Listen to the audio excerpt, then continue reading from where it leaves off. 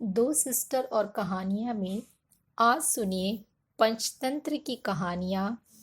सच्चे मित्र काजल की जुबानी।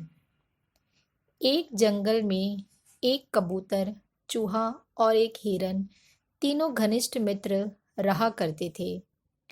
जंगल में बने सरोवर में पानी पीते, फल खाते और वहीं सरोवर के पास आसपास घुमा फिरा करते थे।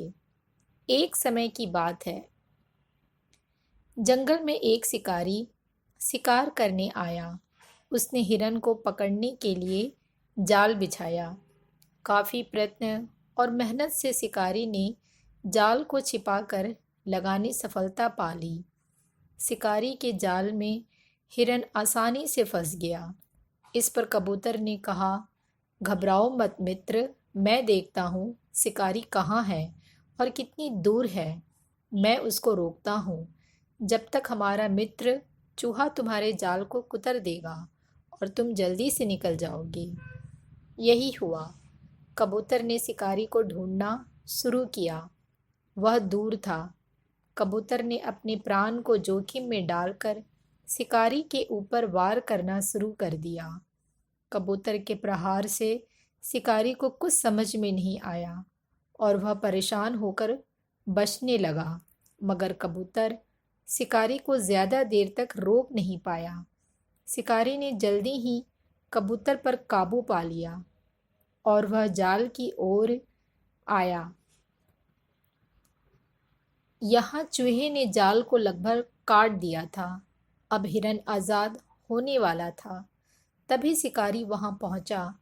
इतने में कबूतर का एक झुंड वह जल्दी से आकर उस शिकारी के ऊपर ताबड़तोड़ आक्रमण कर दिया। इस आक्रमण से शिकारी घबरा गया। थोड़ा सा समय उन कबूतर पर काबू पाने में लगा। इतने में चूहे ने निडर भाव से जाल को कुतर दिया, जिससे हिरन आज़ाद हो गया। अब क्या था, हिरन और चूहा अपने अपने रास्ते भाग चले। कुछ दूर भागे होंगे, उन्होंने पीछे मुड़कर देखा तो उनका मित्र कबूतर शिकारी के चंगुल में आ गया था। हिरन ने सोचा, उसने मेरी जान बचाने के लिए अपनी जान खतरे में डाल दी। इस पर हिरन धीरे धीरे लंगड़ा कर चलने लगा। शिकारी को ऐसा लगा कि हिरन घायल है, उसके पैर में चोट लगी है, इसलिए वह धीरे धीरे चल रहा है, वह भाग नहीं सकता। शिकारी ने झट से कबूतर को छोड़ दिया और हिरन की तरफ दौड़ा। शिकारी को आता देख कबूतर उड़कर आकाश में चल पड़ा। हिरन जो अभी नकल कर रहा था, वह भी तेज दौड़कर भाग गया और चूहा दौड़कर बिल में घुस गया। इस प्रकार तीनों दोस्तों की सूझबूझ ने एक दूसरे की रक्षा की।